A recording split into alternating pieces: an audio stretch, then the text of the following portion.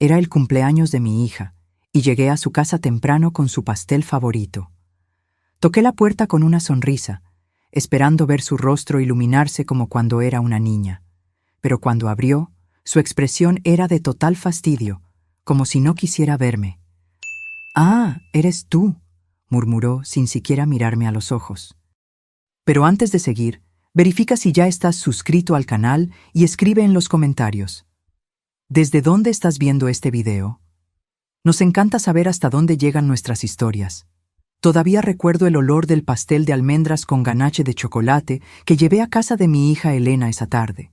Era su 43º cumpleaños y yo había ahorrado 3 meses de mi jubilación para comprar esa pequeña obra de arte de la repostería francesa que tanto le gustaba. 2.200 pesos que no tenía, pero que gasté con gusto para ver su sonrisa. El taxi me dejó frente a la mansión que había ayudado a financiar 5 años atrás, una casa de 3 pisos en el mejor barrio de Puerto Vallarta, con vista al mar y piscina infinita. 1.800.000 pesos de mis ahorros para el enganche, dinero que había ahorrado centavo por centavo durante 45 años como profesora universitaria, haciendo horas extras y tutorías los fines de semana. Me acomodé mi vestido turquesa, también nuevo para la ocasión, y toqué el timbre, equilibrando el pastel en una mano y sosteniendo en la otra un pequeño paquete plateado que contenía un collar de perlas que había pertenecido a mi madre. 3 generaciones de mujeres fuertes, pensé. Qué legado tan maravilloso para pasar. La puerta se abrió, pero el rostro de Elena no se iluminó como yo esperaba. Sus ojos apenas se encontraron con los míos antes de volver al celular que tenía en la mano. «Ah, eres tú», murmuró, haciéndose a un lado para que entrara. Ni un beso, ni un abrazo, como si yo fuera solo otra entrega a domicilio. «Feliz cumpleaños, mi querida», dije, tratando de mantener el entusiasmo en mi voz. «Traje tu pastel favorito y un regalito especial». Elena suspiró profundamente, como si mi presencia fuera un estorbo que se viera forzada a tolerar. «Ponlo en la mesa de la cocina. Necesito terminar esta llamada». Caminé sola hasta la cocina de mármol italiano, otro regalo mío cuando reformaron la casa, y coloqué el pastel delicadamente sobre la encimera. A través de la ventana vi a los gemelos, mis nietos de 11 años, jugando en la piscina con el instructor de natación. Ni siquiera notaron mi presencia. Me quedé allí, parada, escuchando el eco de la casa vacía, sintiéndome como una extraña invadiendo un espacio donde claramente no era bienvenida. 15 minutos después, Elena entró en la cocina. Estaba deslumbrante, como siempre, cabello perfectamente teñido, maquillaje impecable, uñas hechas. Todo esto costeado por la clínica de estética que yo le había financiado 8 años atrás. 350.000 pesos para que ella realizara su sueño de emprendedora. Un préstamo que yo había pedido usando mi apartamento como garantía y que nunca fue reembolsado. «Entonces», dijo, abriendo el refrigerador y sacando una botella de agua con gas, «¿viniste solo a dejar el pastel o te quedarás a cenar también?» La frialdad en su voz me cortó como un cuchillo. Tragué saliva, intentando controlar la decepción. «Pensé que tal vez podríamos pasar tiempo juntas en tu cumpleaños. Hace casi 2 meses que no nos vemos». Respondió, revisando de nuevo el celular. «En realidad, tengo planes para más tarde. Marcelo me va a llevar a cenar a La Marea». Solo nosotros 2. Marcelo, su tercer esposo. Un hombre que vivía de inversiones nunca especificadas y que, curiosamente, siempre necesitaba de mi ayuda financiera para sus proyectos de emergencia. El último había sido hace solo 3 semanas. 60.000 pesos para un supuesto negocio de importación que no podía esperar. Dinero que yo había sacado de mis ahorros para tratamiento médico. «Entiendo», respondí, tratando de ocultar el dolor en mi voz. «¿Tal vez podamos almorzar mañana entonces?» Elena puso los ojos en blanco y finalmente me miró directamente. Su rostro estaba tenso, como si estuviera conteniendo algo que quería decir desde hacía mucho tiempo. Mamá, necesitamos hablar. Señaló los taburetes altos alrededor de la isla de la cocina. Siéntate. Obedecí, sintiendo un nudo formarse en mi estómago. Conocía ese tono. Era el mismo que usaba de niña antes de decir algo deliberadamente cruel para probar mis límites. He estado pensando mucho últimamente, comenzó, girando lentamente el vaso de agua entre los dedos. Sobre el cumpleaños, sobre la vida, sobre lo que realmente me haría feliz. Asentí, tratando de parecer alentadora. Claro, querida, dime lo que quieres. Tal vez pueda ayudar de alguna manera. Elena puso el vaso sobre la mesa con un golpe sordo y me miró directamente a los ojos. Lo que vi allí me heló hasta los huesos. No era amor, ni siquiera irritación pasajera. Era puro desprecio. La única cosa que realmente me gustaría recibir de regalo de cumpleaños, dijo lentamente, pronunciando cada palabra con deliberada crueldad, es que simplemente desaparecieras de mi vida. Preferiblemente que te murieras. El mundo se detuvo. El aire fue succionado de la habitación. Intenté hablar, pero mi garganta se cerró. Fue como si alguien me hubiera golpeado físicamente en el pecho. ¿Qué? Fue todo lo que pude susurrar.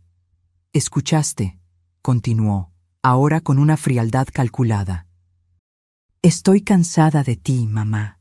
Cansada de tus llamadas constantes, de tus visitas inesperadas, de tu forma de inmiscuirte siempre en mi vida con tus consejos anticuados y tu insoportable necesidad emocional.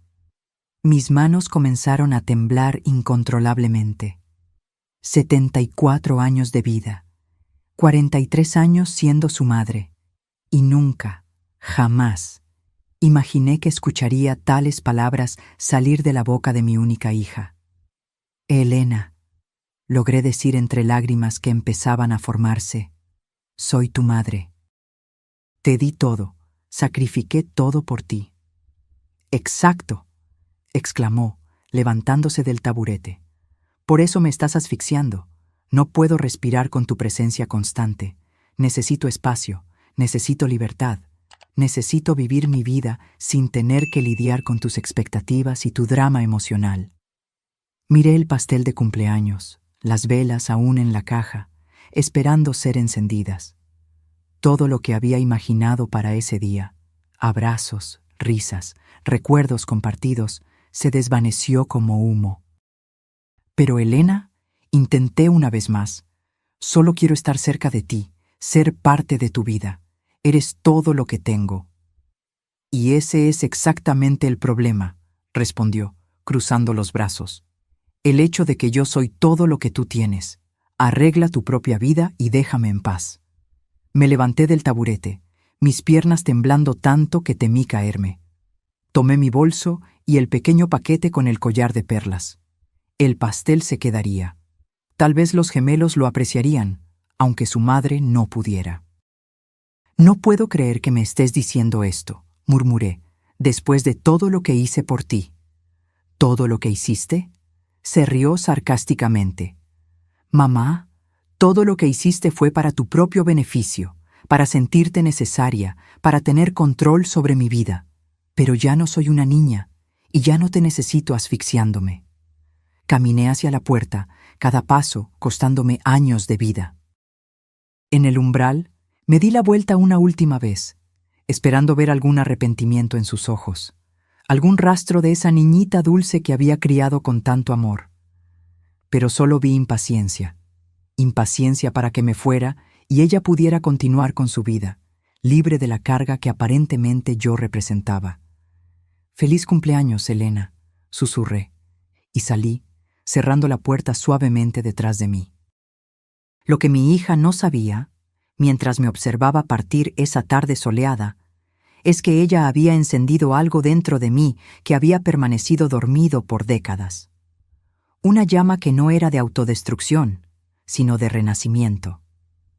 El taxi me dejó frente a mi pequeño apartamento en el centro de la ciudad, un lugar modesto de 2 habitaciones que había comprado con el dinero de la venta de la casa familiar después de la muerte de mi esposo, 20 años atrás. Entré tambaleándome, dejé caer el bolso al suelo y me desplomé en el sofá desgastado. El mismo sofá donde había acunado a Elena de bebé, donde le había leído cuentos todas las noches, donde había secado sus lágrimas después de cada decepción.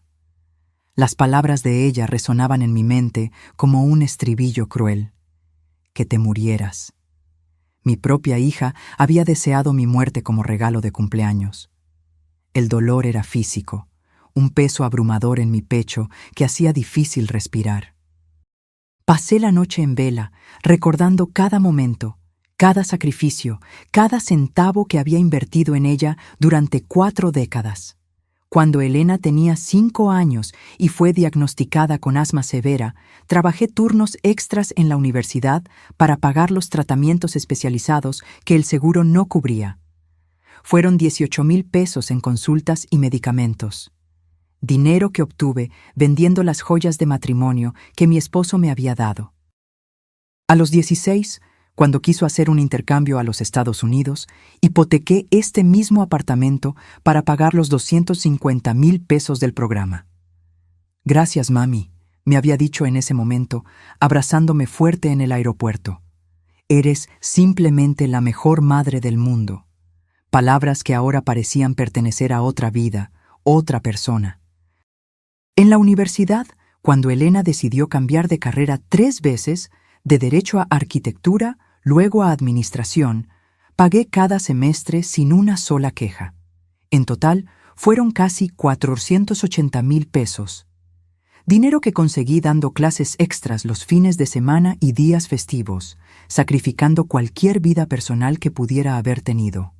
Cuando se casó con su primer esposo, una ceremonia extravagante para 300 invitados en el mejor hotel de la ciudad, fui yo quien pagó por todo, 420,000 pesos. El vestido de diseñador, las flores importadas, la orquesta, el banquete gourmet. Es el día más feliz de mi vida, mamá, había dicho, radiante en su vestido de princesa. Y todo gracias a ti. El divorcio llegó 2 años después, seguido por un segundo matrimonio aún más caro, que también terminó en menos de 3 años. Y entonces, Marcelo, el esposo actual. La casa de 3 pisos, la clínica de estética, el auto de lujo que ayudé a financiar cuando el viejo se descompuso, 220,000 pesos. Las escuelas privadas bilingües para los gemelos, 48,000 pesos por trimestre. Al amanecer, empecé a hacer cuentas. Encontré una caja vieja donde guardaba todos los recibos, todos los comprobantes de transferencias, todos los contratos que había firmado a lo largo de los años. No por desconfianza, sino por organización. Una vieja profesora de matemáticas nunca pierde sus hábitos. Sentada a la mesa de la cocina, con una taza de té frío que no tuve ánimo de beber, empecé a listar cada valor, cada fecha, cada motivo. El total me dejó atónita, más de 4,800,000 pesos a lo largo de 43 años, casi 5 millones de pesos que yo había dedicado a la felicidad de mi hija, y todo eso para escuchar que su mayor deseo era mi muerte. Algo extraño sucedió mientras miraba esos números. El dolor punzante que había sentido durante toda la noche empezó a transformarse en algo diferente. No rabia, aunque también había rabia, sino una claridad cristalina que nunca había experimentado antes. Una comprensión profunda de que había sido manipulada por décadas por alguien que veía mi amor como una utilidad, no como un vínculo sagrado. Si hubiera invertido esos casi 5 millones de pesos en mí misma, si hubiera viajado, estudiado más, comprado una casa mejor, cuidado de mi salud, planeado una jubilación cómoda, ¿dónde estaría ahora? Ciertamente no en este pequeño apartamento, contando los centavos de mi mermada jubilación, posponiendo tratamientos médicos para poder seguir ayudando a una hija que deseaba mi muerte. A las 6 de la mañana hice algo que nunca había hecho antes. Tomé el teléfono y bloqueé el número de Elena. Luego, bloqueé el de Marcelo. A continuación, todos los números asociados a la familia de ella. Fue un gesto pequeño, pero simbólicamente poderoso.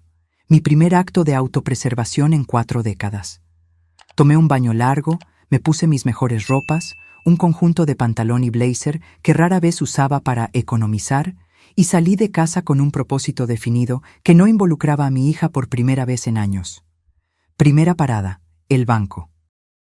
El mismo banco donde Elena y yo teníamos una cuenta conjunta para emergencias, en la cual yo depositaba regularmente pequeñas sumas para cualquier imprevisto que pudiera surgir en su vida.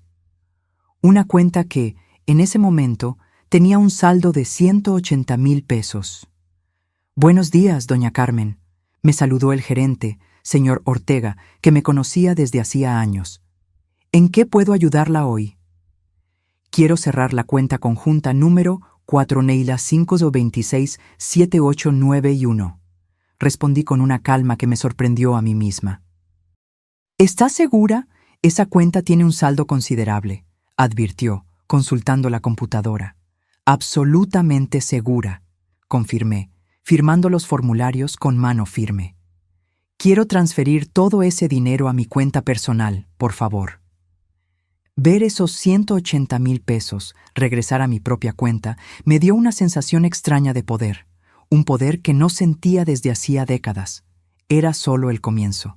Siguiente parada, la oficina de financiamiento inmobiliario. Cuando Elena y Marcelo compraron la mansión frente al mar, yo no solo di el enganche, sino que también firmé como aval del financiamiento. Eso significaba que, si ellos no podían pagar, la responsabilidad recaería sobre mí, pero también significaba que yo tenía derechos sobre esa propiedad. Doña Carmen, la oficial de préstamos, señora Ramírez, me recibió con una sonrisa. «¿Qué la trae por aquí hoy?» «Quiero revisar los términos del contrato de financiamiento donde aparezco como aval», expliqué. «Necesito entender exactamente cuáles son mis derechos y obligaciones». Mientras ella buscaba los documentos, recordé el día en que firmé esos papeles. Elena había llorado de emoción. «Gracias, mamá. Eres nuestro ángel de la guarda. Te amo tanto», había dicho, abrazándome con fuerza. Marcelo también había agradecido profusamente, asegurando que nunca atrasarían un pago. «Aquí está toda la documentación», dijo la señora Ramírez, colocando una carpeta gruesa frente a mí. «Como aval, usted es responsable de los pagos si los titulares primarios no pueden hacerlos. Pero usted también tiene el derecho de reclamar la propiedad si cree que los deudores no serán capaces de cumplir sus obligaciones». «Exacto», respondí, examinando cuidadosamente cada página. «¿Cuáles serían los siguientes pasos si decidiera ejercer mis derechos como aval?» «Usted necesitaría demostrar que hay riesgo de incumplimiento o que ya ha habido retrasos significativos», explicó. Lo que la señora Ramírez no sabía, y lo que Elena inconscientemente me había revelado la semana anterior, era que Marcelo había perdido recientemente una suma sustancial en una inversión fallida y que ellos habían atrasado el último pago de la hipoteca. Una información que ella compartió casualmente, probablemente esperando que yo ofreciera ayuda, como siempre hacía. «Perfecto», murmuré, recogiendo copias de todos los documentos importantes. «¿Y si quisiera iniciar ese proceso?» La señora Ramírez me miró con curiosidad, pero mantuvo el profesionalismo. «Puedo agendar una reunión con nuestro departamento legal, si lo desea. Por favor, hágalo».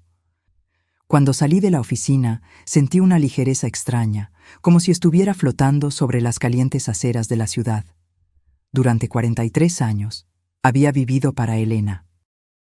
Había sacrificado mis propios sueños, mi dinero, mi tiempo, mi salud, todo para darle a ella la vida que siempre quiso. ¿Y el resultado? Ella deseaba mi muerte como regalo de cumpleaños. Mi siguiente parada fue un lugar que no visitaba desde hacía años, la agencia de viajes Horizontes Nuevos, especializada en nuevos comienzos para la tercera edad. Había guardado un folleto de ellos por años, soñando secretamente con posibilidades que siempre parecían fuera de mi alcance. «Buenas tardes», me saludó una joven asesora llamada Lucía. «¿Cómo puedo ayudarla?» «Vi su programa sobre jubilados en el extranjero», respondí, sentándome cómodamente en la silla frente a su escritorio. Me gustaría información completa sobre cómo una mujer de 74 años puede comenzar una nueva vida en España. Los días siguientes fueron una montaña rusa de emociones y preparativos secretos. Cada mañana me despertaba con una mezcla de dolor, determinación y algo que no sentía desde hacía mucho tiempo: esperanza. Era como si hubiera despertado de un largo trance donde vivía solo para satisfacer los caprichos de mi hija. Y ahora, finalmente, estaba viviendo para mí misma. El martes, mi teléfono sonó insistentemente. Era Elena. Ignoré la llamada. Me llamó 5 veces más, dejando mensajes cada vez más irritados. «Mamá, necesito hablar contigo». «Mamá, ¿estás bien? ¿Por qué no contestas?» «Mamá, los gemelos tienen una presentación en la escuela el jueves y necesitamos que te quedes con ellos después». «Mamá, estoy empezando a preocuparme». La ironía no se me escapó. La misma mujer que había deseado mi muerte como regalo de cumpleaños estaba ahora preocupada porque yo no contestaba sus llamadas, no porque me echara de menos o se preocupara por mi bienestar, sino porque me necesitaba para algo. El miércoles recibí la visita de mi vecina y amiga de toda la vida, Dolores, una mujer de 70 años que había presenciado silenciosamente todos mis sacrificios por Elena a lo largo de las décadas. «Carmen», dijo, sentada en mi sala con una taza de café, «te ves diferente. ¿Pasó algo?» Le conté todo. Cada palabra dolorosa del cumpleaños de Elena, cada detalle de los planes que estaba haciendo. Dolores escuchó en silencio, sus ojos se llenando gradualmente de lágrimas. «Dios mío, Carmen», murmuró cuando terminé. «No puedo creer que Elena te dijera algo tan cruel después de todo lo que hiciste por ella». La parte más dolorosa es que lo dijo como si fuera la cosa más natural del mundo, expliqué. Como si yo fuera solo un estorbo en su vida que necesitaba ser eliminado. «¿Y de verdad te vas a España?» «Sí», respondí firmemente. «Ya compré el boleto, me voy la próxima semana». Dolores sostuvo mis manos con gentileza. «Sabes que tienes todo mi apoyo, ¿verdad? Lo que Elena hizo es imperdonable». «Hay algo más», dije bajando la voz. «Voy a necesitar tu ayuda con algo muy especial». Le expliqué mi plan completo. Quería que Elena creyera que yo había muerto, al menos por un tiempo. Dolores sería mi cómplice, la persona que encontraría mi apartamento vacío y la carta de despedida que dejaría. «Es brillante», murmuró Dolores con una sonrisa cómplice. «Esa niña ingrata finalmente va a entender lo que significa perderte». «¿Me ayudarás?» «Claro que sí. De hecho, creo que es exactamente lo que Elena necesita para reaccionar». Esa noche trabajé en la carta más importante de mi vida, la carta que lo cambiaría todo para siempre. Escribí y reescribí cada palabra, asegurándome de que transmitiera exactamente lo que quería decir. «Mi querida Elena», comencé. «Me pediste como regalo de cumpleaños que desapareciera de tu vida, y he decidido conceder tu deseo. Cuando leas esta carta, ya estaré lejos de aquí, comenzando la vida que debí haber vivido hace décadas, en lugar de sacrificarlo todo por ti». Continué escribiendo por horas, documentando cada centavo que había gastado en ella, cada sacrificio que había hecho, cada oportunidad que había perdido por estar siempre disponible para sus necesidades. Pero no era una carta amarga, era educativa. Quería que ella entendiera exactamente lo que había perdido. «Junto con esta carta encontrarás todos los documentos legales que firmé esta semana», continué. «El cambio del testamento, la cancelación de tu plan de seguro médico complementario que yo pagaba, la notificación de que, como aval de tu hipoteca, he decidido ejercer mis derechos debido a su reciente inestabilidad financiera y el cierre de todos los beneficios que recibías de mí». Era una carta de 18 páginas que detallaba meticulosamente todo lo que cambiaría en su vida ahora que yo había desaparecido, exactamente como ella quería. «Tu vida será mucho más fácil sin mí», concluí, «pero también será mucho más cara. Espero que valga la pena». El jueves, mientras guardaba mis pertenencias más importantes en 2 maletas, recibí otra llamada de Elena. De nuevo, no contesté. Me llamó 4 veces más, dejando mensajes cada vez más desesperados.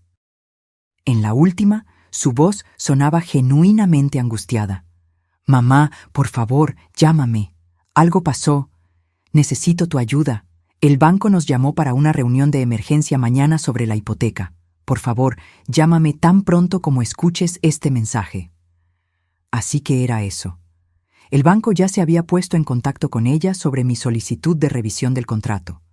La realidad comenzaba a imponerse. El viernes, Marcelo apareció en mi puerta. Parecía exhausto y desesperado, con profundas ojeras y la barba sin afeitar. Una imagen muy diferente del hombre siempre elegante y confiado que conocía. «Carmen», dijo con voz suplicante. «Elena me contó lo que pasó entre ustedes dos. Sé que lo que dijo fue terrible, incluso imperdonable, pero por favor, no le hagas esto a nuestra familia». «¿Hacer qué?», pregunté, fingiendo inocencia. «El banco nos dijo que estás iniciando un proceso para quedarte con la casa debido a retrasos en la hipoteca. Por favor, Carmen, fue solo un mes. Tuve algunos problemas con inversiones, pero lo voy a resolver todo, te lo prometo». Era fascinante. Cuando Elena quería deshacerse de mí, yo era un estorbo. Pero cuando se dieron cuenta de que yo controlaba las riendas financieras que mantenían su lujoso estilo de vida, de repente yo era importante de nuevo. «Marcelo», dije con calma, «tu esposa fue muy clara conmigo. Mi presencia en su vida es una carga que ella ya no quiere soportar. Solo estoy respetando sus deseos».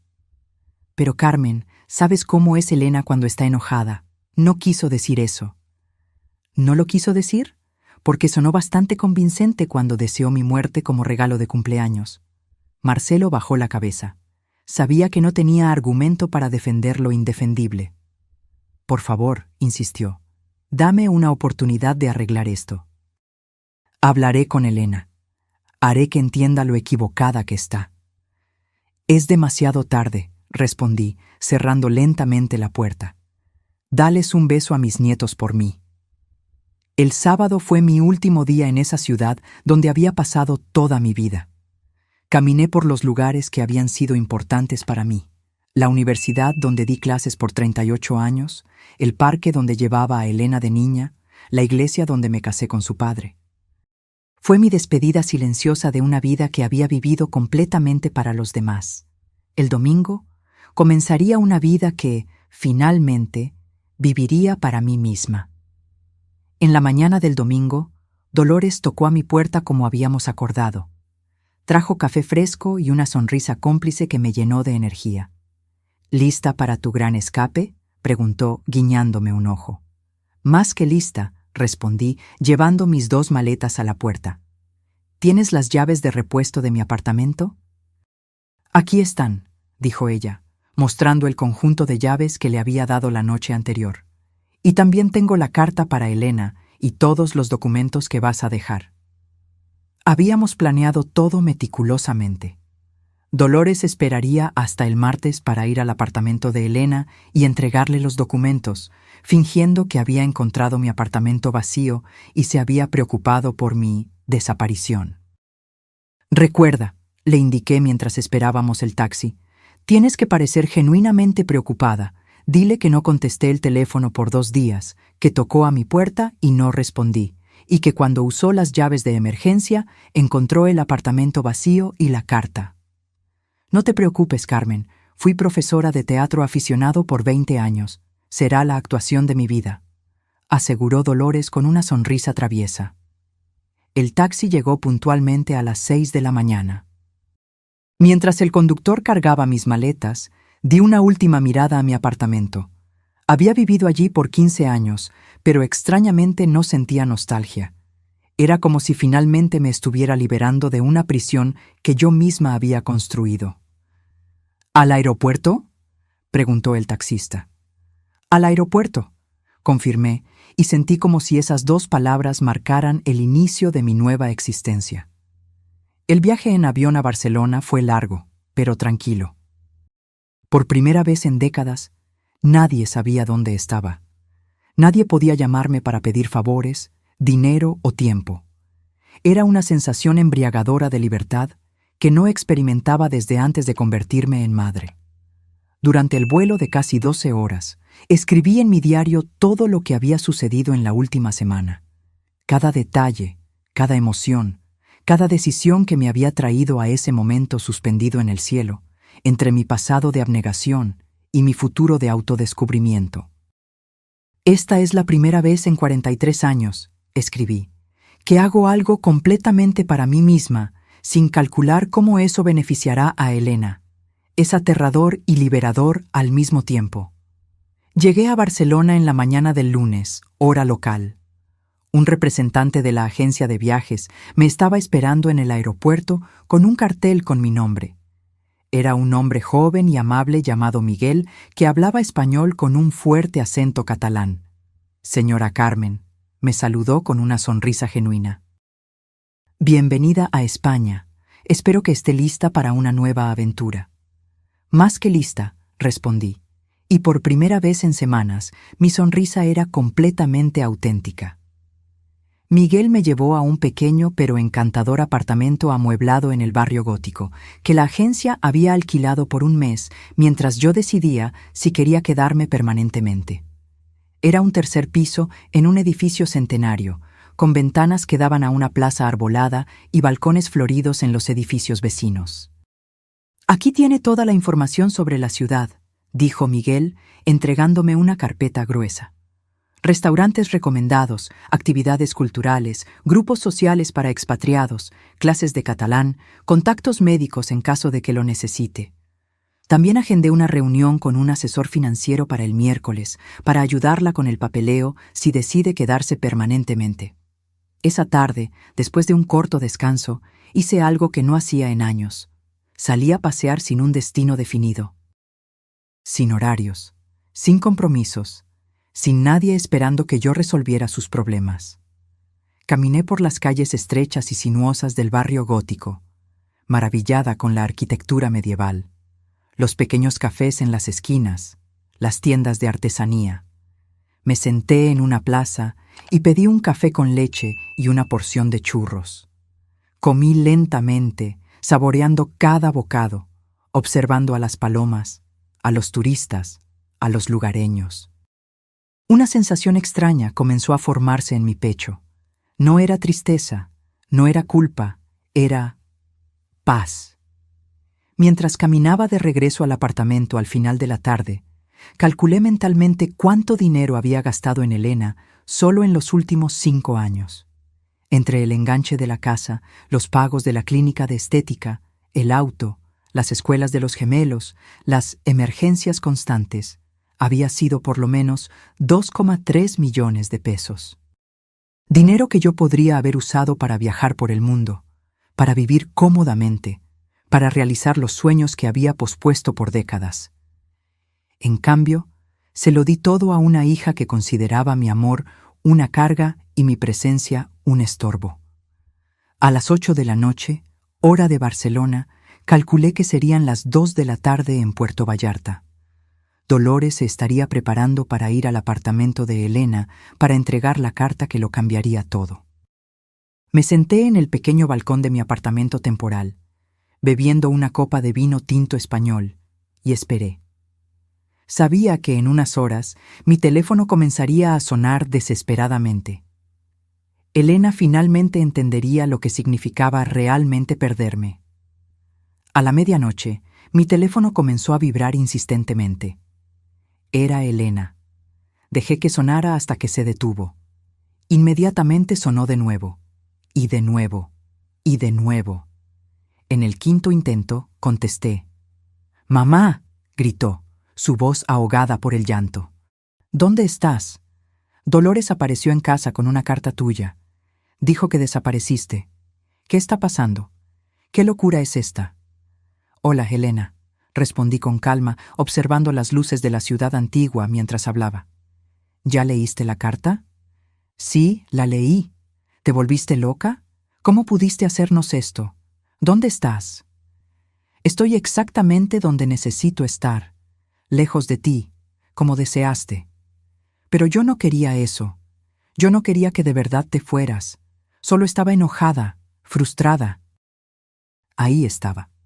La táctica típica de Elena, minimizar el daño que había causado, hacerme sentir culpable por reaccionar a su crueldad. ¿No lo quisiste decir cuando me dijiste que tu mayor deseo de cumpleaños era que me muriera? Pregunté, porque sonaste bastante convincente. Yo solo estaba estresada.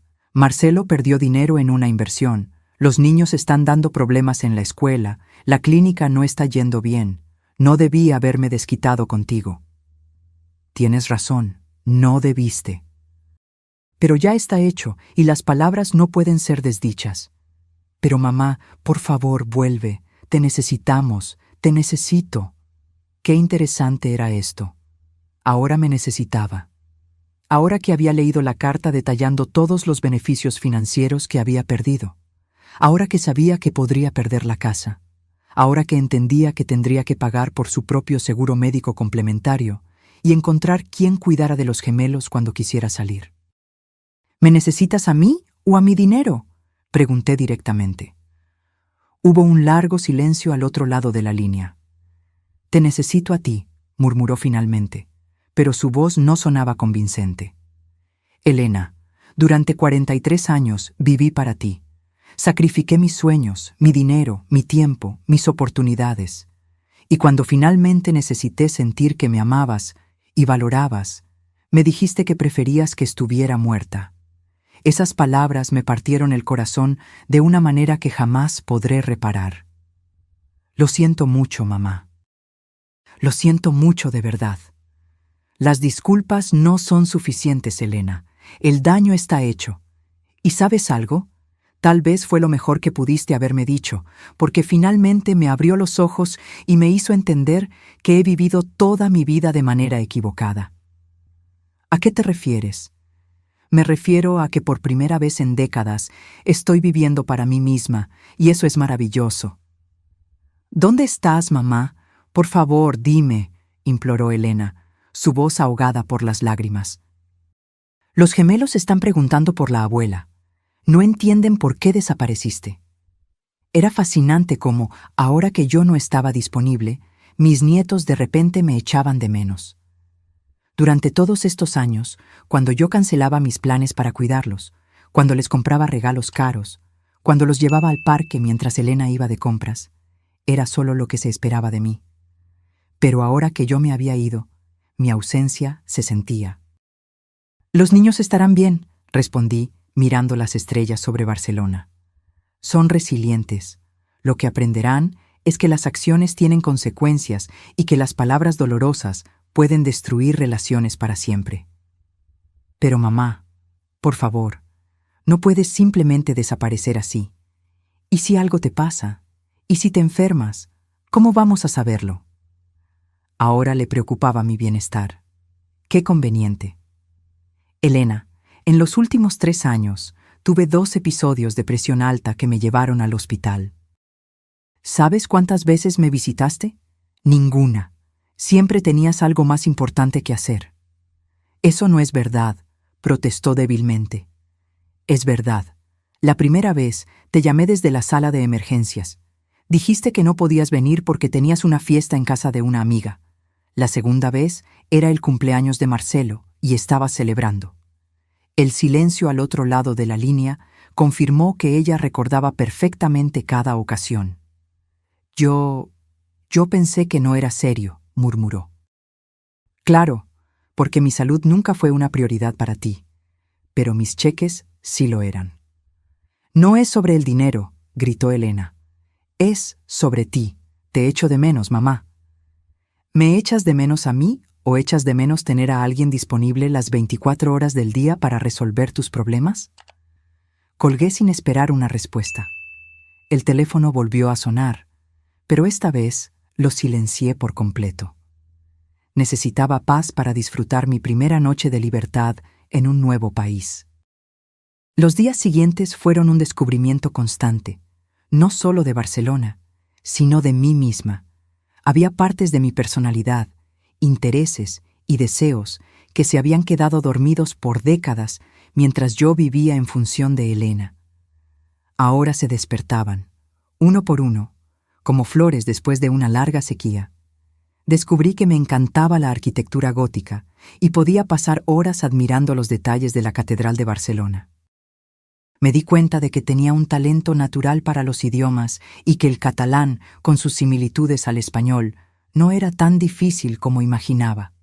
Redescubrí mi amor por las matemáticas, algo que había enseñado por años, pero que hacía mucho tiempo no practicaba por placer.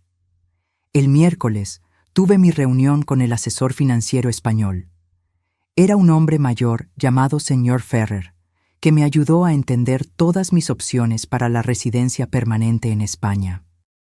Con sus ahorros actuales y su jubilación mexicana, explicó, usted puede vivir cómodamente aquí por muchos años. España tiene excelentes programas de salud para jubilados extranjeros y la calidad de vida en Barcelona es excepcional. Por primera vez en años, hablé abiertamente sobre mis finanzas sin preocuparme por ahorrar dinero para las emergencias de Elena. Era liberador calcular mis gastos basados únicamente en mis propias necesidades y deseos. Usted también puede invertir parte de sus ahorros aquí en España, continuó el señor Ferrer. Los rendimientos son estables y seguros. En 5 años podría aumentar significativamente su patrimonio si invierte con sabiduría. Aumentar mi patrimonio. ¿Cuántas veces tuve esa oportunidad? Pero siempre preferí gastar el dinero en los caprichos de mi hija. ¿Hay algo más que deba saber?, pregunté. Tenemos muchos clientes en situaciones similares a la suya, añadió el asesor con una sonrisa comprensiva. Personas mayores que vinieron a España buscando un nuevo comienzo después de relaciones familiares complicadas. Usted no está sola en esta experiencia. Esa información me confortó profundamente. No era la única madre que había sido manipulada y desechada por hijos ingratos. Había toda una comunidad de personas que habían elegido su propia felicidad en lugar de las demandas tóxicas de sus familias. El viernes me uní a un grupo de caminata para expatriados seniors. Había 12 personas, todas entre 65 y 80 años, todas buscando aventura y nuevas experiencias. Durante el paseo por las colinas que rodean Barcelona, comencé una conversación con una mujer llamada Luisa, una italiana de 76 años que había llegado a España 3 años antes. ¿Qué la trajo por aquí?, me preguntó mientras admirábamos la vista panorámica de la ciudad. Una hija que me dijo que su mayor deseo de cumpleaños era que me muriera. Respondí sin filtros. Ya no tenía energía para suavizar la realidad. Luisa me miró con los ojos muy abiertos. ¿Es en serio? Completamente. Después de financiar su casa, prácticamente criar a sus hijos y sacrificar mi jubilación por sus necesidades, me dijo que mi presencia en su vida era una carga insoportable. Dios mío, murmuró Luisa, ¿y qué hiciste? ¿Qué? Desaparecí de su vida y aquí estoy. Luisa sonrió con admiración. Eres muy valiente. Yo tardé 7 años en tomar la decisión de alejarme de mi familia tóxica. Mi hijo y mi nuera me trataban como un cajero automático ambulante. Durante el resto del paseo, Luisa y yo compartimos nuestras historias. Ella había venido a España después de darse cuenta de que sus hijos adultos solo la contactaban cuando necesitaban dinero para sus vacaciones, sus autos nuevos o sus caprichos. Cuando decidió imponer límites, la acusaron de ser una madre egoísta y la amenazaron con no dejarla ver a sus nietos. Los primeros meses fueron difíciles, confesó Luisa mientras descendíamos un sendero arbolado. La culpa me consumió. Pensé que tal vez era realmente egoísta, que una buena madre siempre debe sacrificarse por sus hijos. ¿Y qué cambió tu perspectiva? Me di cuenta de que mis hijos nunca se preguntaron si yo era feliz, si tenía suficiente dinero para mis propias necesidades, o si mis sacrificios constantes me estaban lastimando. A ellos solo les importaba lo que yo podía darles. Eso no es amor, Carmen, es explotación. Las palabras de ella resonaron profundamente en mi corazón. Por décadas, había confundido manipulación emocional con amor filial, demandas constantes con necesidad genuina. Al final del paseo, Luisa me invitó a un grupo de apoyo que se reunía quincenalmente, mujeres mayores que habían tomado la difícil decisión de priorizar su bienestar por encima de las expectativas familiares tóxicas. Acepté de inmediato. Esa noche, encendí mi teléfono por primera vez en 3 días. Tenía 78 llamadas perdidas y 32 mensajes de texto. La mayoría era de Elena y Marcelo, pero también había algunas de números desconocidos, probablemente amigos que ellos habían reclutado para intentar localizarme. Leí los mensajes cronológicamente, observando la evolución del pánico de mi hija. Los primeros aún eran emocionales. Por favor, mamá, vuelve. Te necesitamos. Los niños están llorando por ti. Pero gradualmente se volvieron más desesperados y centrados en cuestiones financieras. El banco nos llamó para otra reunión. Dicen que solicitaste una revisión del contrato como aval. No pueden quitarnos la casa por un malentendido. En el cuarto día, los mensajes se habían vuelto agresivos. Esto es ridículo, mamá. Estás arruinando nuestras vidas por una rabieta. Actúa como una adulta y vuelve, y finalmente desesperados. Llamé a todos los hospitales, a la policía, a tus amigos. Nadie sabe dónde estás. Si algo te pasa, va a ser mi culpa. Por favor, solo dime que estás bien. Era fascinante observar cómo en ningún momento Elena se disculpó genuinamente por desear mi muerte. En ningún momento reconoció la crueldad de sus palabras o expresó remordimiento real. Todo giraba en torno a las consecuencias negativas que mi ausencia tenía para ella. Decidí responder a un último mensaje. Estoy perfectamente bien y más feliz de lo que he estado en años. Lo que estás experimentando ahora son las consecuencias naturales de tus acciones. Espero que esta experiencia te ayude a entender el valor de las personas que amas antes de que sea demasiado tarde con otras en tu vida. La respuesta llegó de inmediato. Por favor, mamá, podemos arreglar esto. Prometo que nunca más diré cosas horribles. Solo vuelve. Escribí mi respuesta final. Las promesas vacías no arreglan corazones rotos. Elena, las palabras que me dijiste revelaron lo que realmente piensas de mí. No puedes deshacer esa verdad con promesas desesperadas. Después de enviar ese mensaje, bloqueé su número y todos los números asociados a Marcelo. También bloqueé los números desconocidos que me habían llamado. Era hora de cerrar este capítulo de una vez por todas. En la semana siguiente, me reuní de nuevo con el señor Ferrer para firmar los papeles que me permitirían residir permanentemente en España. También hice arreglos para transferir definitivamente mi jubilación mexicana e iniciar el proceso de venta de mi apartamento en Puerto Vallarta. ¿Estás segura de que quiere hacerlo permanente?, preguntó el señor Ferrer. Es una decisión muy significativa. Nunca he estado más segura de nada en mi vida, respondí, firmando cada documento con mano firme. Por primera vez en décadas, estoy tomando decisiones basadas en mi propia felicidad, no en las demandas de los demás. Esa tarde, recibí una llamada de Dolores, mi querida vecina y cómplice. Su voz sonaba animada. «Carmen, no vas a creerlo», dijo. «Elena vino a mi apartamento ayer llorando histéricamente. Imploró que te dijera que volvieras, que había sido un terrible malentendido». «¿Y qué le dijiste?» «Dije la verdad, que lo que te había dicho era imperdonable y que si yo fuera tú, también habría desaparecido para siempre. Debiste haber visto su cara cuando se dio cuenta de que incluso los vecinos sabían lo cruel que había sido contigo». ¿Mencionó algo sobre los problemas financieros? «Oh, sí». Dijo que sin tu ayuda no pueden pagar la hipoteca, que el banco está presionando, que Marcelo no puede resolver la situación financiera y que los niños necesitan cosas para la escuela que ellos no pueden pagar. Básicamente, se dio cuenta de todo lo que yo hacía por ellos cuando lo perdió. Era exactamente lo que esperaba. Ella no me extrañaba como persona. Extrañaba mi función como proveedora financiera y solucionadora de problemas.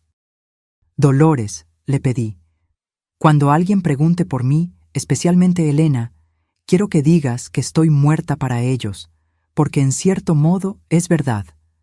La Carmen que constantemente se sacrificaba por una hija ingrata, realmente murió en su cumpleaños. Lo entiendo perfectamente, respondió Dolores. ¿Y sabes algo?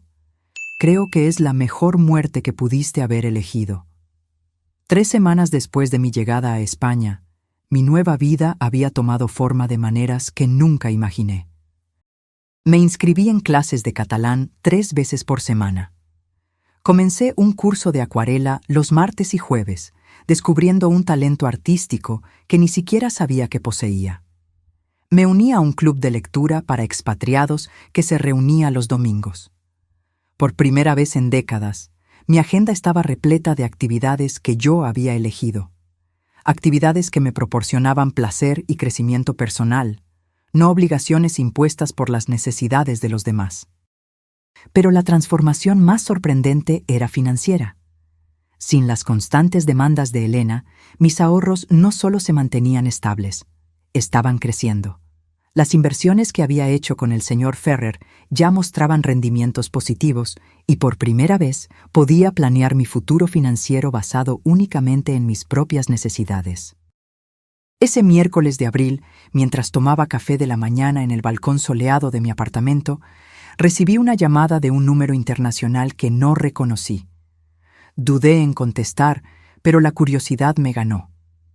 ¿Señora Carmen Aguirre?, preguntó una voz femenina con acento mexicano.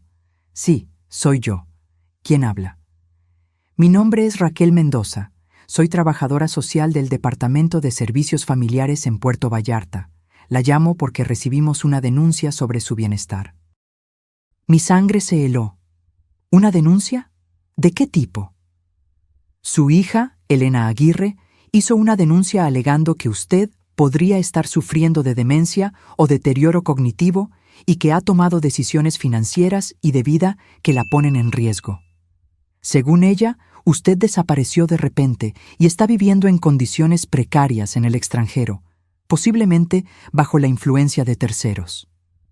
No podía creer lo que estaba escuchando. Elena había llegado al extremo de involucrar a los servicios sociales, inventando una enfermedad mental para invalidar mis decisiones y forzar mi regreso.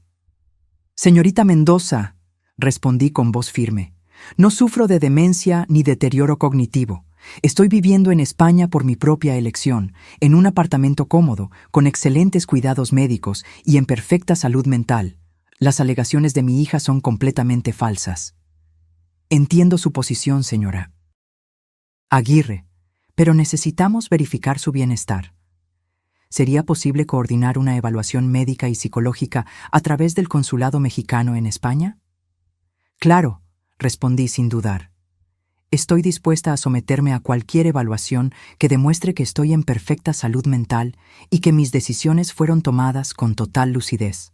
Después de coordinar los detalles para la evaluación, colgué el teléfono, sintiendo una mezcla de rabia y descreimiento. Elena había cruzado una línea sin retorno. No solo había deseado mi muerte, sino que ahora intentaba destruir mi credibilidad mental para recuperar el control sobre mi dinero y mi vida. Inmediatamente llamé a mi abogado en México, señor Vargas, que me había ayudado con todos los trámites legales antes de mi partida. Carmen me saludó con preocupación. Me alegro de escuchar su voz. Tuve una semana muy interesante con su hija. Me imagino. Acabo de hablar con los servicios sociales. Elena me está acusando de tener demencia.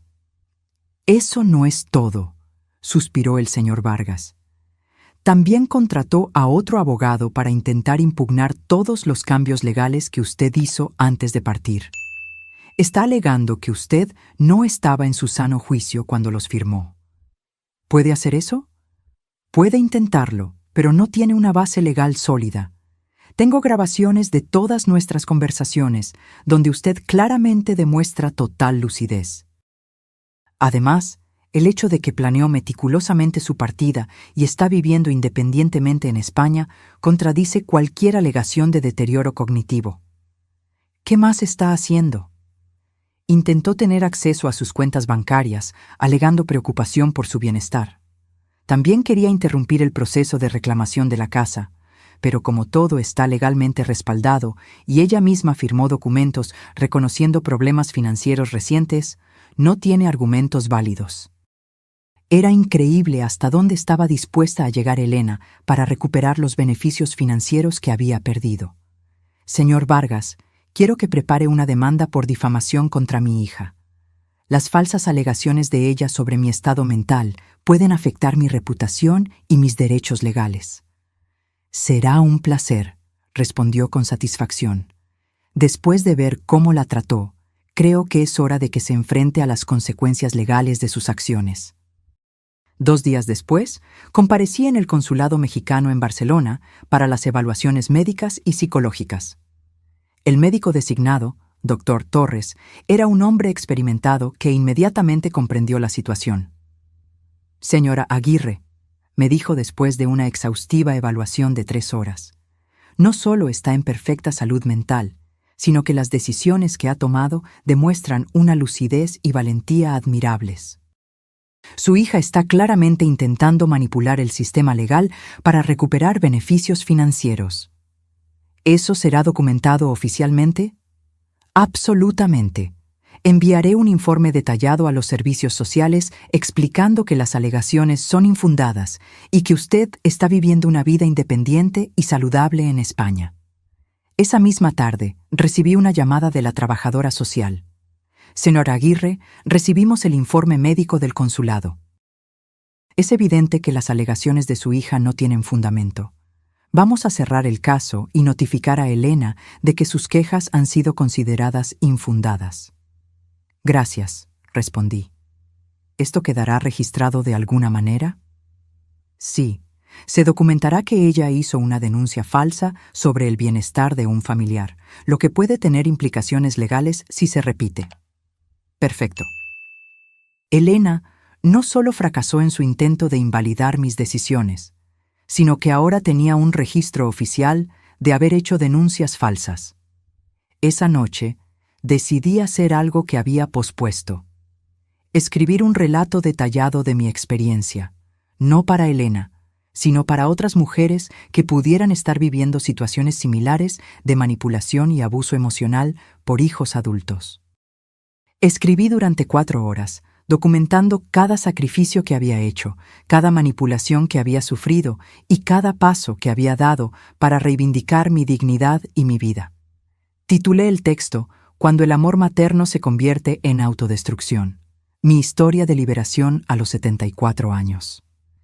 Envié el texto a un blog que había descubierto, especializado en historias de mujeres mayores que habían encontrado el valor para cambiar radicalmente sus vidas. Una semana después, recibí una respuesta entusiasta de la editora. Carmen, escribió, su historia es poderosa e inspiradora. Recibimos cientos de comentarios de mujeres que se identifican completamente con su experiencia. ¿Estaría dispuesta a participar en una entrevista en video para nuestro canal de YouTube? Acepté de inmediato. Era hora de usar mi experiencia para ayudar a otras mujeres atrapadas en dinámicas familiares tóxicas. La entrevista se publicó 2 semanas después y rápidamente se volvió viral.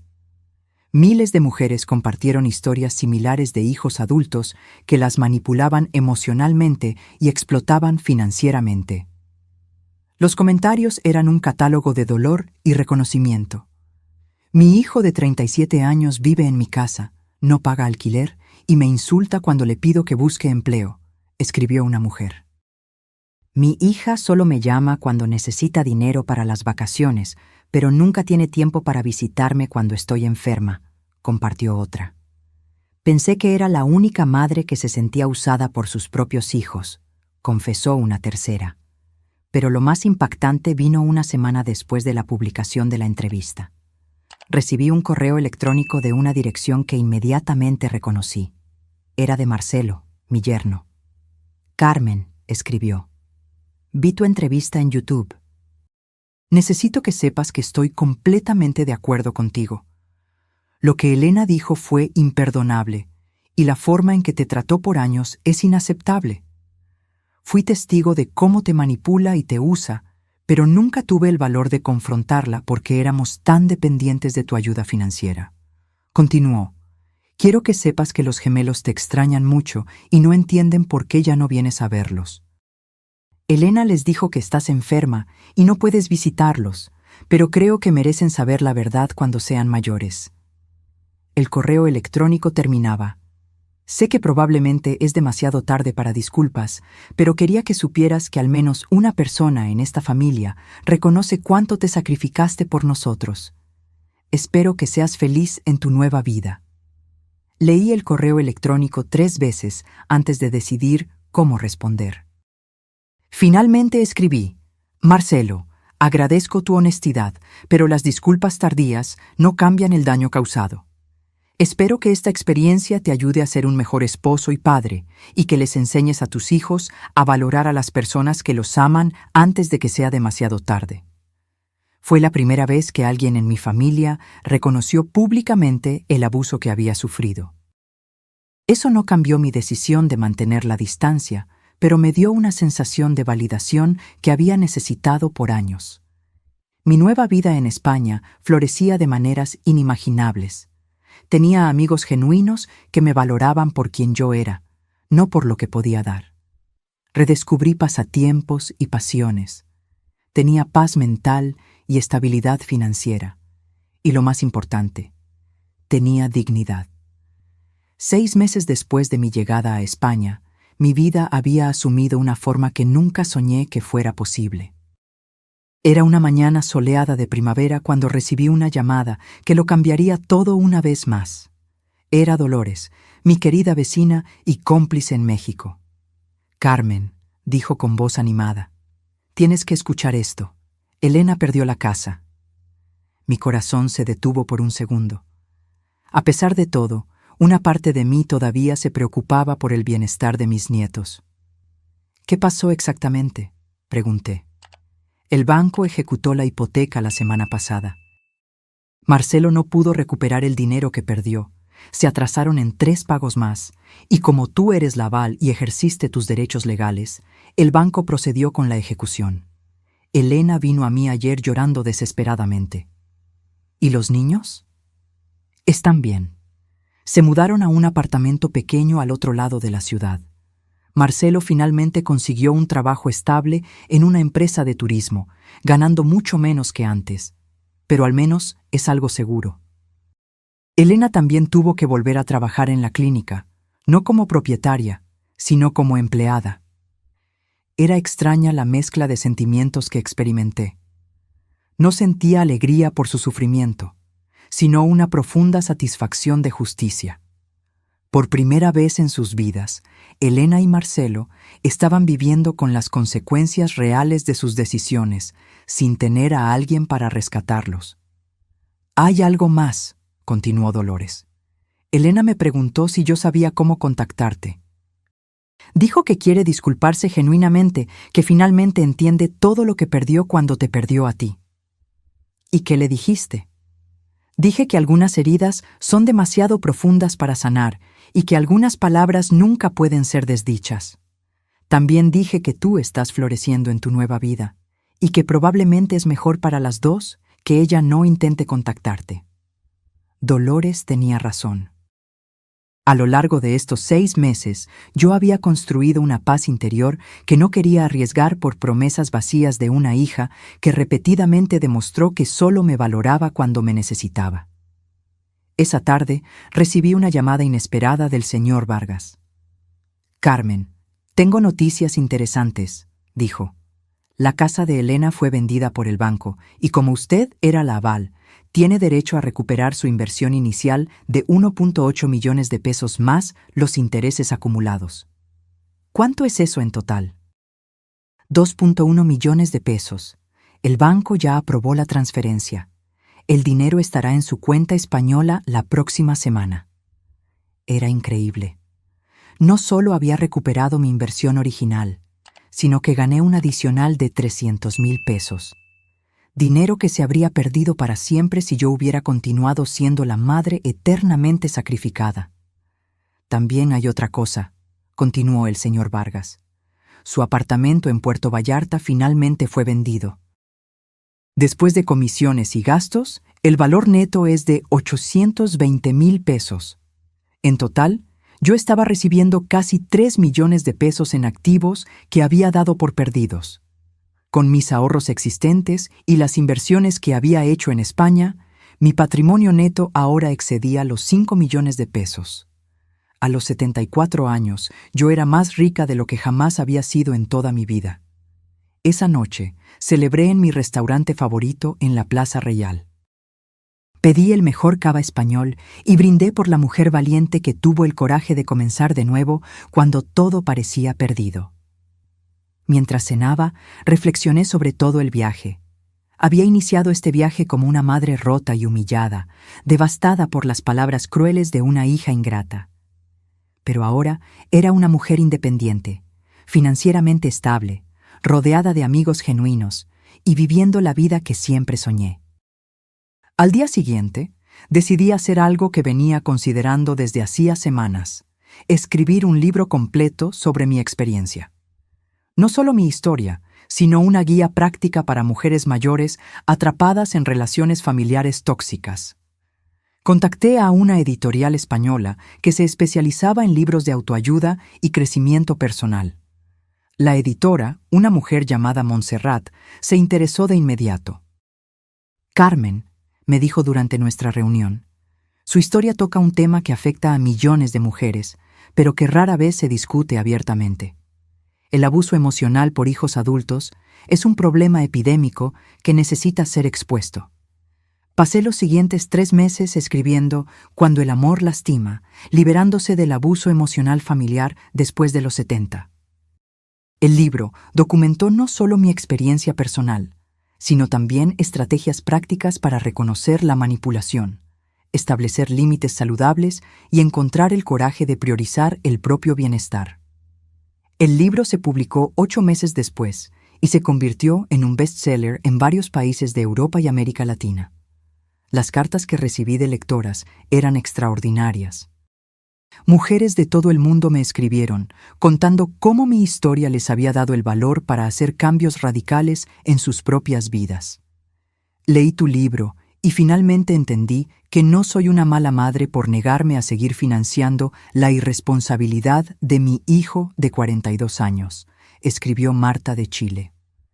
Tu historia me ayudó a entender que el amor verdadero no exige autodestrucción, compartió Teresa de Portugal. Después de leer tu libro, vendí mi casa grande y me mudé a un pequeño apartamento que puedo pagar sin depender de la ayuda de mis hijos. Por primera vez en años, duermo en paz, relató Sofía de Argentina. Pero la carta que más me conmovió llegó un año después de la publicación del libro. Era de una joven madre llamada Paula. Señora Aguirre, escribió, tengo 32 años y una madre de 67 que ha sacrificado su vida entera por mí y mis hermanos. Después de leer su libro, me di cuenta de que la estamos tratando exactamente como Elena la trató a usted. Su historia me abrió los ojos y me hizo entender que estaba repitiendo un patrón tóxico que podría destruir mi relación con mi madre para siempre. Ayer llamé a mi madre y me disculpé por todos los años de darla por sentada.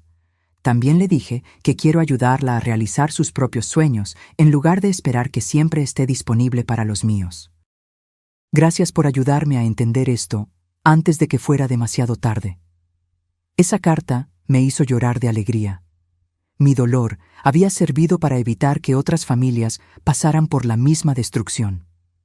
2 años después de mi llegada a España, recibí una carta física en mi buzón. La caligrafía en el sobre era familiar, pero no pude identificarla de inmediato. Cuando la abrí, mi corazón se aceleró. Era de mis nietos, ahora de 13 años. Querida abuela Carmen, escribieron con caligrafía de adolescentes. Papá nos contó la verdad sobre por qué te fuiste. Dijo que mamá te dijo cosas muy crueles y por eso decidiste comenzar una nueva vida lejos de nosotros. Queremos que sepas que te extrañamos mucho y que entendemos por qué te fuiste. También queremos que sepas que estamos orgullosos de ti por ser tan valiente. Cuando seamos mayores, nos gustaría visitarte en España, si quieres recibirnos. La carta incluía dibujos que habían hecho de mí viviendo feliz en las calles de Barcelona. Lloré por 1 hora después de leer esa carta, no por tristeza, sino por la comprensión de que mi decisión de preservar mi dignidad había sido la correcta, incluso si eso significaba alejarme de personas que amaba. Decidí responderles. Mis queridos nietos, escribí, sus palabras son el regalo más hermoso que he recibido en años. Los amo profundamente y siempre los amaré, sin importar la distancia. Cuando sean mayores y puedan tomar sus propias decisiones, las puertas de mi corazón y de mi casa siempre estarán abiertas para ustedes. Hasta entonces, quiero que sepan que la abuela está viviendo una vida plena y feliz, rodeada de belleza y paz. Guarden ese amor que sienten por mí, pero también aprendan de esta experiencia. Las palabras tienen el poder de construir o destruir, y las relaciones se basan en el respeto mutuo, no en el sacrificio unilateral. Los amo con todo mi corazón. Hoy, 3 años después de ese terrible cumpleaños que cambió mi vida para siempre, estoy sentada en el balcón de mi nuevo apartamento en Barcelona, que compré con mi propio dinero, contemplando el mar Mediterráneo mientras escribo las últimas líneas de mi historia. Tengo 77 años, un patrimonio de más de 6 millones de pesos, un libro bestseller traducido a 8 idiomas, amigos queridos de todo el mundo y una paz interior que jamás pensé que volvería a experimentar. Elena me pidió como regalo de cumpleaños que desapareciera de su vida. Le concedí ese deseo de la manera más extraordinaria posible. Lo que ella nunca calculó fue que, al perderme, no solo perdió a una madre que la amaba incondicionalmente, sino también a la persona que mantenía su mundo financiero estable por décadas.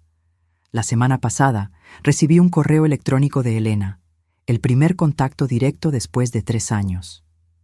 «Mamá», escribió, «leí tu libro. Nunca imaginé cuánto te lastimé, cuánto te sacrificaste por mí, cuánto te di por sentada durante toda mi vida. No estoy pidiendo que vuelvas o que me perdones. Solo quiero que sepas que finalmente entendí lo que intentaste enseñarme, aunque de la manera más difícil. Espero que seas feliz en tu nueva vida, porque te mereces toda la felicidad del mundo». No respondí al correo electrónico. Algunos puentes, una vez quemados, no pueden ser reconstruidos. Pero guardé sus palabras en el corazón, no como una victoria, sino como confirmación de que todo dolor puede, eventualmente, transformarse en sabiduría. Mi desaparición fue mi regalo para ella. Mi nueva vida fue mi regalo para mí. Y valió cada lágrima, cada sacrificio, cada momento de dolor que me trajo hasta aquí. Porque a veces la única manera de salvarse es tener el valor de perderse por completo para renacer como la persona que siempre se estuvo destinada a ser. Ahora, si te gustó esta historia, haz clic en este próximo video que está apareciendo en la pantalla, porque en él hay una historia de traición y giro como nunca antes habías visto.